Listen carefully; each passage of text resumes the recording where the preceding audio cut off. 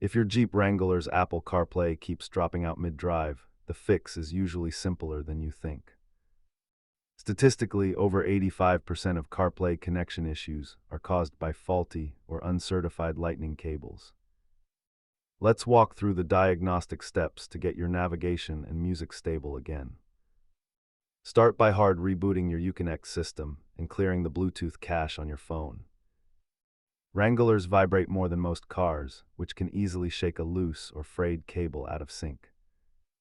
Ensure your Uconnect firmware is up to date, as Jeep frequently releases patches for smartphone integration. If you use a wireless adapter, the troubleshooting steps differ slightly from a standard wired connection.